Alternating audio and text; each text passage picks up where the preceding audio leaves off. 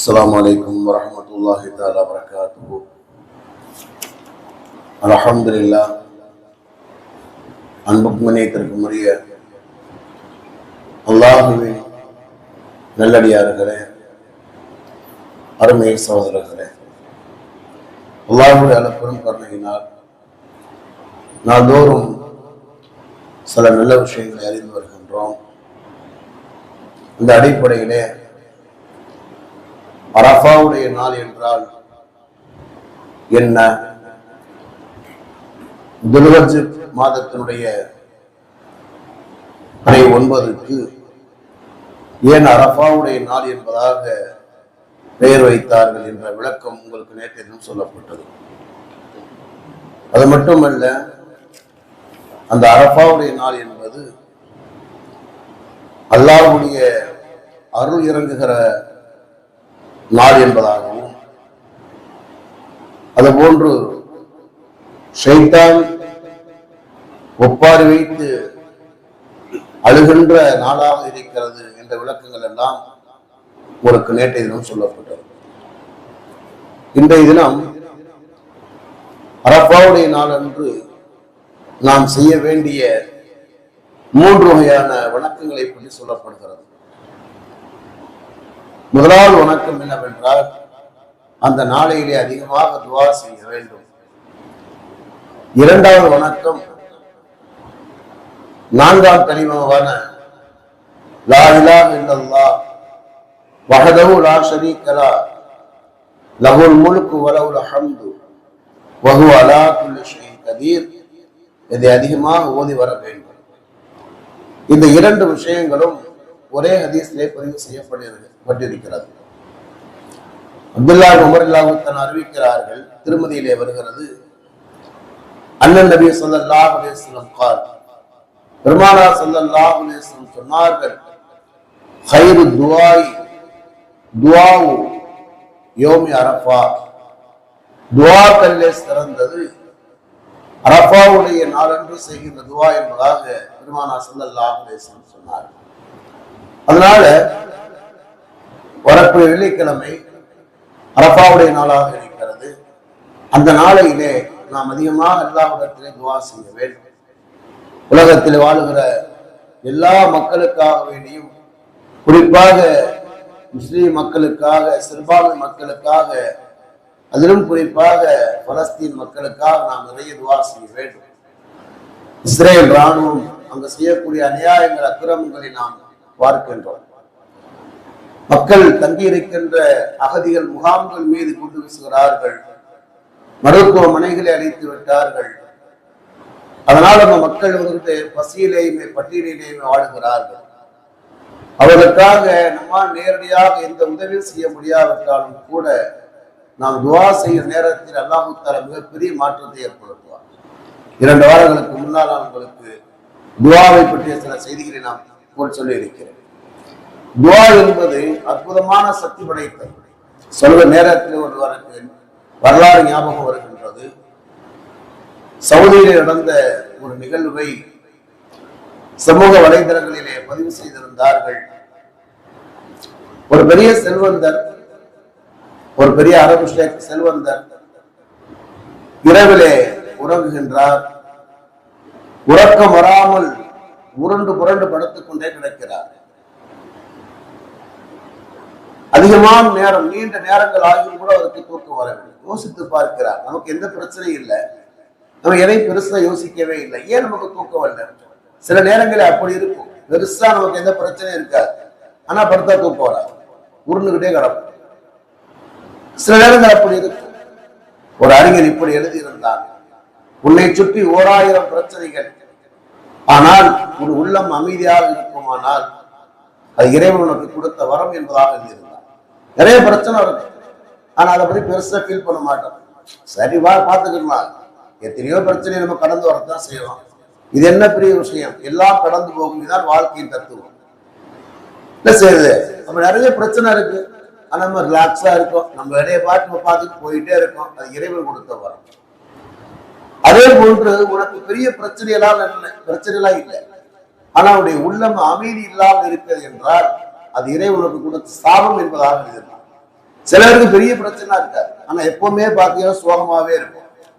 அவன்கிட்ட பேசினாவே அந்த சோகம் நமக்கு ஒட்டிக்கிறோம். எப்ப பார்த்தாலும் ஏதோ இருக்கிறோம், என்ன செய்யறது அப்படின்னு. ஆனா கடைசி நல்லா தான் இருப்பான். அது இறைவன் கொடுத்த சாப்பிடுவார். அப்ப அந்த செல்வந்தர் என்ன செய்கிறார், உறங்குகிறார். ஆனா அவருக்கு உறக்க வரவில்லை, புரண்டு புரண்டு படுக்கிறார். அந்த வீடியோவை அப்படியே போட்டிருந்தாங்க. என்ன செய்யலாம், சரி போய் பள்ளியாசல தொழுகலாம் என்பதாக சொல்லி என்ன செய்யறாரு, வந்து பள்ளியாசலுக்கு போறார். போய் பள்ளி நாடு போய் ஏதாவது தொழுகலாம் என்பதாக. ஏன்னா துன்பம் வந்தா பள்ளிக்கு தான் போகணும். இதாக ஹசபகம்னு பாதர் நினைச்சாரா, துன்பம் வந்தா பள்ளிக்கு தான் பெருமானா செல்வாங்க. அவர் போய் என்ன செய்யறாரு, தொழுகலான்னு போறாரு. அங்கே ஒரு மனிதன் என்ன செய்கிறார், அழுது அல்லாஹ்விடத்தில் துஆ செய்து கொண்டிருக்கிறார். என்ன துஆ செய்கிறார், யா அல்லாஹ், என்னுடைய தாயாருக்கு நாளைக்கு ஆபரேஷன் செய்ய இருக்கிறார்கள். நாளைக்கு என்னுடைய தாயாருக்கு ஆபரேஷன் செய்ய இருக்கிறார்கள். ஆனா இடத்துல காசு இல்லை, இடத்துல காசு இல்லை. எனக்கு நீ உதவி செய்வா. அவன் அழுது கேட்டுக் கொண்டிருக்கிறான். அவன் அழுவதையும் கூட அப்படியே வீடியோவாக போடுகிறார்கள். இது நடந்த நிகழ்வாக இருக்கலாம், அல்லது தொகுக்கப்பட்டிருக்கலாம். உண்மை இதுதான். ஒரு மனிதன் அல்லாஹ்விடத்திலே துஆ செய்து விட்டார் என்று சொன்னால், அல்லாஹ் ஏதோ ஒரு அடிப்படையில் அல்லாஹ் தஆலா தேவை நிறைவேற்றுவான். அதான் அல்லாஹ் தஆலா வானத்தை பொத்துக்கொண்டு கொடுக்கிறது இல்லை. ஏதோ ஒரு வகையில அல்லாஹ் தஆலா ஒரு மாற்றத்தை ஏற்படுகிறான், கொடுக்கிறார்கள். உண்மைதானே. உலகத்தில் எத்தனையோ விஷயத்தை பார்த்திருக்கிறோம். யா அல்லாஹ், எனக்கு இந்த ஒரு தேவை இருக்கு, யா அல்லாஹ் நீ இந்த தேவை நிறைவேற்றி கொடு என்று சொன்னால், யாரோ ஒருவர் ஏதோ ஒரு அடிப்படையில் அந்த உதவிகளை செய்கிறார்கள். அந்த காரியம் நடந்து போகிறது. அனுபவங்களை நாம் நிறைய பார்க்கிறோம். சில நேரங்களில் நாம் நம்முடைய காரியங்கள் நடந்ததை பற்றியெல்லாம் நாம் ஆச்சரியப்போம். அல்லாஹ் அல்ஹம்துலில்லாஹ், அல்லாஹ் அந்த காரியத்தை எவ்வளவு இலகுவாக நடத்தி வைத்திருக்கிறான். நாம் கற்பனை கூட செய்திருக்க மாட்டோம். அந்த காரியம் நடக்கும். துஆவுக்கு அவ்வளவு பெரிய சக்தி இருக்கிறது. நாம் அல்லாஹ்விடத்தில் அழுது மன்றாடுகிற நேரத்தில் அந்த கண்ணீர் துளிகளுக்கு அல்லாஹ்விடத்தில் மிகப்பெரிய சக்தி இருக்கிறது. என்ன செய்யறா, அந்த மனிதன் அந்த ஏழை மனிதன் அல்லாஹ்வை கேட்கிறான், யா அல்லாஹ், அந்த உம்மி, யா அல்லாஹ்வுடைய தாயாருக்கு நாளைக்கு ஆபரேஷன் செய்ய இருக்கிறார்கள். எனக்கு எந்த வசதியும் இல்லை. நான் ரொம்ப ஃபக்கீரா இருக்கேன், ஏழையா இருக்கேன், எனக்கு உதவி செய்வா. இந்த அரபி அப்படியே பார்த்து கொண்டே இருக்கிறார். பார்த்துட்டு என்ன செஞ்சார், ஒரு ஓரமா உட்கார்ந்துருக்காரு. இவன் துஆ செய்து முடிக்கிறான். என்ன செஞ்சா, அழுது தொழுது துஆ செய்து முடிச்சதுக்கு பிறகு அந்த அரபி கூப்பிட்டு சொன்னாரு, அவரிடத்துல என்ன செய்யறாரு, ஒரு பணக்கட்டை எடுத்து கொடுக்குறாரு. போட்டா பணக்கட்டை எடுத்து கொடுக்குறாரு. கொடுத்துட்டு சொன்னாரு, நீ அல்லாஹ்விடத்திலே செய்த துஆ,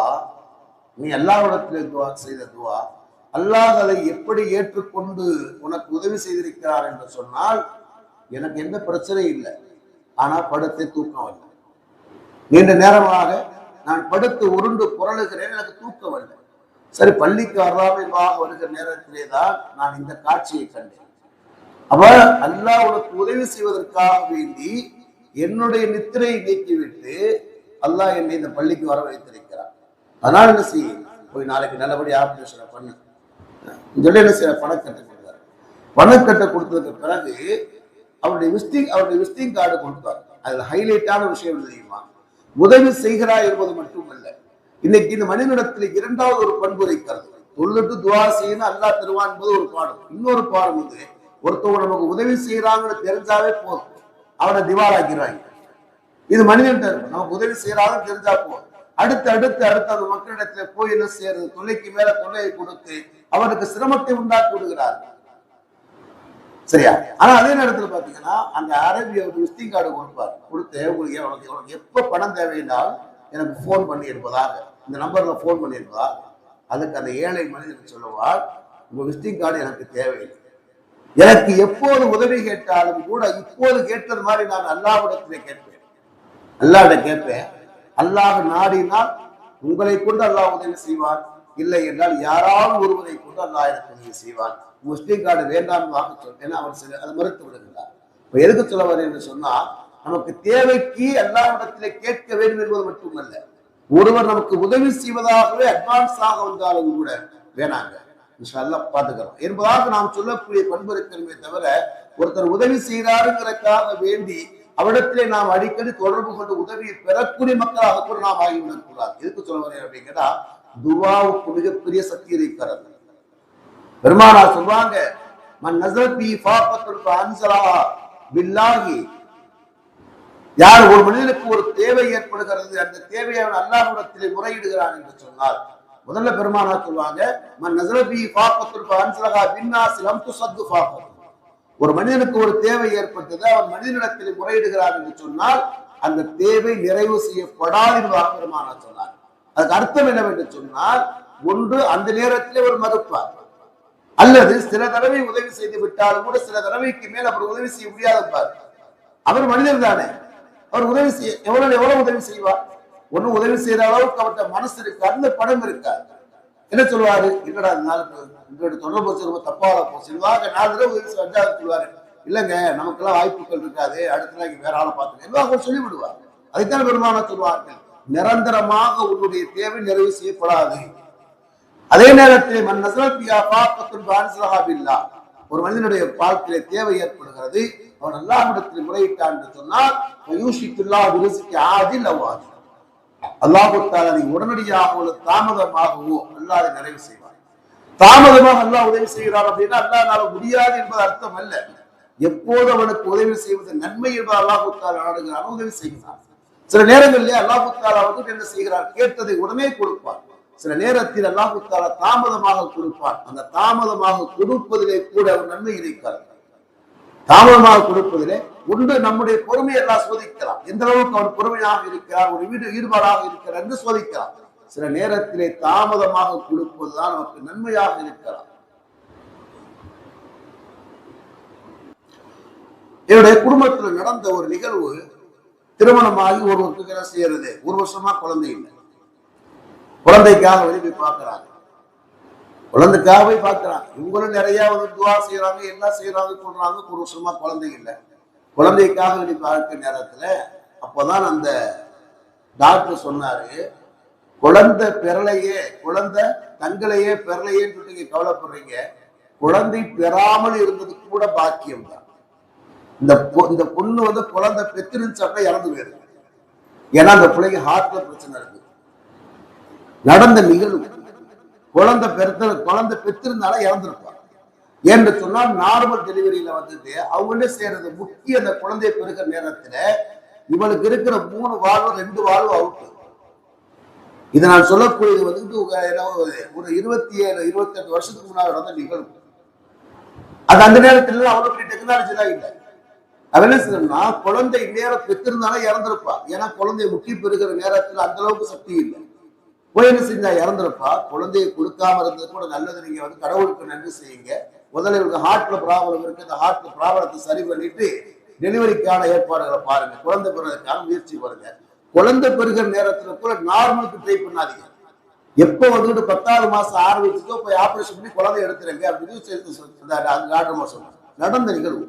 அவ என்ன செஞ்சாங்க, அதுக்காக நல்ல வேலை ஆண்டவர் குழந்தைய கொடுக்காத நல்லதா போச்சு, இல்லையா நம்ம பிள்ளை நேரம் போய் சேர்ந்திருப்பான்னு சொல்லிட்டு கடைசியில ஒரு ஹார்ட்டுக்கு ட்ரீட்மெண்ட் பார்த்து அதுக்கு பிறகு குழந்தையை தங்கி குழந்தைக்கு பார்த்தாங்க. குழந்தைக்கு பார்த்து கடைசியில ஒரு பெரிய ஹாஸ்பிட்டல் வச்சு நாங்க குழந்தைய ஆபரேஷன் பண்ணி எடுத்தாங்க. நான் எதற்கு சொல்ல வருகிறேன் என்று சொன்னால், சில நேரங்களில் அல்லாஹ் தஆலா நமக்கு தாமதமாக உதவி செய்கிறார் என்று சொன்னால் அது அல்லாஹ்வுக்கு முடியாது என்பது அல்ல. அந்த மனிதனுக்கு எப்போது எதை கொடுப்பது நல்லது என்பது அல்லாஹ் நாடுகிறாலும் கொடுக்கிறான். உண்மை தானே. இப்ப நம்ம பிரியாணி சாப்பிடுவோம், நம்ம விருந்தில் போய் பிரியாணி சாப்பிடுவோம். நம்ம நம்ம கை குழந்தை வந்து பார்ப்போம், பிரியாணியே பார்த்துக்கிட்டே இருக்கும். அதான் பிரியாணி எடுத்துட்டு அதை வாயில விட்டு விட்டுருவோமா? கொடுக்க மாட்டோம். அதுக்கு தாய்ப்பால் தான் கொடுக்கணும். நமக்கு பாசமா இருந்திருக்கான கொடுத்து விட முடியாது. இப்ப நம்ம என்ன செய்வோம், ஒரு நமக்கு புள்ள இருக்கு, அது இப்பதான் என்ன செய்யறது, நம்ம டாக்டரை பார்த்து சரி பண்ணி வச்சிருக்கோம். அது ஐஸ்கிரீம் வாங்கி கேட்கும். ஒரு விருந்துக்கு போலாம் அப்படின்னா நமக்கு சோதனைக்கு ஐஸ்கிரீம் வச்சிருப்பாங்க. நான் சாப்பிடலாம் நினைக்கிறேன் பாத்தீங்கன்னா தனியா போயில இருக்காது. ஆனா பிள்ளைகளை கூட்டு போனா ஐஸ்கிரீம் வச்சிருப்பாங்க. சாப்பிடக்கூடாதுடா, வேக போங்கத்தான் வேலையை பாருங்க, அதெல்லாம் சுடுதண்ணி குடிச்சுக்கலாம், இல்லைன்னா மாத்திரை போட்டுக்கலாம். அப்ப என்ன அந்த நேரத்திலே வந்து என்ன செய்கின்றோம், அந்த நேரத்திலே வந்து செய்யறது நமக்கு சிரமமாக இருக்கும். ஆனால் கொடுக்க மாட்டோம். சரியா? இருக்கு சொல்ல வேண்டும் சொன்னால் பெருமானா சொல்லுவாங்க, பொதுவாகவே நாம் துவா செய்கிற நேரத்திலே அல்லாஹ் அதை கொடுத்து விடுவார். அல்லாஹ்வுக்கு மனிதனுக்கு என்ன வித்தியாசம் தெரியுமா? பெருமானா சொல்லுவாங்க, மல்லம் இஸ்லாமில்லா யகதி பலைகி, யார் அல்லாஹ்விடத்திலே கேட்கவில்லையோ அவர் மீது அல்லாஹ் தஆலா கோபப்படுகிறார். மனிதனுக்கு அல்லாஹ்வுக்கு மத்தியிலே சில வித்தியாசங்கள் இருக்கிறது. அதிலே ஒரு வித்தியாசம் தெரியுமா? நம்மை மனிதர்களை பொறுத்த வரைக்கும் கேட்காத வரைக்கும் நம்ம கண்ணியம் இருக்கு. மனிதனை பொறுத்த வரைக்கும் யார்ட்டையும் நீங்க தேவையாகாத வரைக்கும் கண்ணியம் இருக்கும். அதனால நம்ம அல்லாஹ்விடத்தில் இப்படியே துஆ செய்து கொண்டே இருக்கின்றோம். யா அல்லாஹ், உன்னை தவிர யார்கிட்டையும் எடுத்து நின்று விடக்கூடாது என்பதாக அல்லாஹ் இதுவரைக்கும் நம்மை காப்பாற்றிக் கொண்டுதான் இருக்கிறார். யாருந்த எந்த ஆச்சாரியத்தையுமே நம்ம தலையா சொல்லல, எந்த தேவைக்கும் நம்ம போய் நிற்கவே இல்லை. கெத்தா இருக்கும், மரியாதையா இருக்கும். கூப்பிட்டா போவோம், கூப்பிட்டா கண்டுக்கிற மாட்டோம், போயிட்டே இருப்போம். அவ எதுக்கு சொல்ல சொன்னா, மனிதர்களை பொறுத்தவரை நீங்கள் உதவி தேடாவிட்டால் மரியாதை இருக்கும். எப்போது நீங்கள் உதவி தேட ஆரம்பித்து விடுகிறீர்களோ, எந்த அளவுக்கு தேடுகிறீர்களோ உதவி உங்களுக்கு கண்ணியம் குறைந்து கொண்டே போகும். ஆனா அல்லாஹ்வை பொறுத்தவரை எந்த அளவுக்கு அல்லாஹ்விடத்தில் ஒரு அடியார் கேட்கிறானோ அந்த அளவுக்கு அல்லாஹ் சந்தோஷப்படுகிறார். கேட்கலன்னு கேட்டா அல்லாஹ் கேட்கிறான், நீ ஏன் கேட்க மறுக்கின்றாய்? உனக்கு கொடுப்பதற்கு நான் தயாராக இருக்கிறேன். ஒவ்வொரு நாளும் என்ன செய்யறது, அந்த கடைசி இரவிலே தஹஜ்ஜுடைய நேரத்தை எல்லாம் வந்து கேட்கிறான் இல்லையா? அல்லாஹ் வந்து கேட்கிறார், ஹல்மின் முஸ்தகத்தில் பாவத்தில்லா, உங்களுடைய பாவங்கள் மன்னிக்கப்பட வேண்டுமா? கேளுங்கள், மன்னிக்கிறேன். ஹல்மின் முஸ்தரிசுக்கில் அரசுக்கு, உங்களுக்கு என்ன வாழ்வாதாரத்தில் என்ன பாக்கி உனக்கு கேளு, நான் தருகிறேன். ஹல்மின் முபத்தில் ஏதாவது கஷ்டங்கள் தீர்க்க வேண்டுமா சொல், நான் அதை நீக்கிறேன் என்று சொல்லி அல்லாஹ்வே கேட்கிறார். அதனால பொதுவாகவே துவா செய்வது என்பது சிறப்பிற்குரியது. அதிலும் குறிப்பாக அரஃபாவுடைய நாள் என்று நாம் அதிகமாக துவா செய்ய வேண்டும். குறிப்பாக பலஸ்தீன் மக்களுக்காக நிறைய துவா செய்யுங்க. அந்த இந்த நாட்டையே அழிக்க வேண்டுமாக கங்கணம் கட்டி கொண்டு இருக்கிறார். அவருடைய நோக்கம் என்ன? அந்த நாட்டை அழிக்க வேண்டும், அதை சில செய்கிற யூதர்களை இந்த குடியமர்த்த வேண்டும் என்பதுதான். யூதர்களை குடியமர்த்த வேண்டும் என்பதுதான். அந்த மக்களுக்காக நீங்க நிறைய துவா செய்யுங்க. பசி பட்டினியை வாடுகிறார்கள், மருத்துவமனைகள் முகாம்கள் எல்லாம் அளிக்கப்படுகிறது, மக்கள் தங்கியிருக்கிற முகாம்கள் அளிக்கப்படுகிறது. அதை இந்த உலகம் வேடிக்கை பார்த்து கொண்டிருக்கிறது. அந்த மக்களுக்காக நிறைய துவா செய்யுங்க. இரண்டாவதாக அந்த நாளையில என்ன செய்யணும், பெருமானா சொல்வாங்க, அந்த நாளையிலே நானும் எனக்கு முன்னுண்டான எல்லா நபிமார்களும் போதிய துவா என்னவென்றால், அந்த என்ன தஸ்பீஹ் ஓதுனாங்க, என்ன திக்ர் சொன்னாங்கன்னா, லா இலாஹ இல்லல்லாஹ் வஹ்தஹு லா ஷரீக லஹ் லஹுல் முல்கு வலஹுல் ஹம்து வஹுவ அலா குல்லி ஷைஇன் கதீர். இந்த நாலாம் கலிமாவுடைய அந்த யுஹ்யி வ யுமீத்துன்னு வருவா இல்லையா, அதை விட்டுங்க. அதை விட்டுட்டு லஹுல் முல்கு வலஹுல் ஹம்து வஹுவ அலா குல்லி ஷைஇன் கதீர் இந்த வார்த்தை அதிகமாக ஓதுங்கள். இந்த நாளையிலே நாம் செய்யக்கூடிய 3வது வணக்கத்தை இன்ஷா அல்லாஹ் உங்களுக்கு நான் நாளை கூறுகிறேன். இதை கேட்டவரை கிடைக்கலாம். சுப்ஹானல்லாஹி சுப்ஹானல்லாஹி அஷ்ஹது அல்லா இலாஹ இல்லா அன்த அஸ்தக்ஃபிருக வ அத்தூபு இலைக். ஆமீன். சுப்ஹான ரப்பில் இஸ்ஸத்தி அம்மா யசிஃபூன். ஸலாமு அல்ஹம்துலில்லாஹி ரப்பில் ஆலமீன். ஸல்லல்லாஹு அலைஹி வஸல்லம். ஸல்லல்லாஹு அலைஹி வஸல்லம். ஸல்லல்லாஹு அலைஹி வஸல்லம்.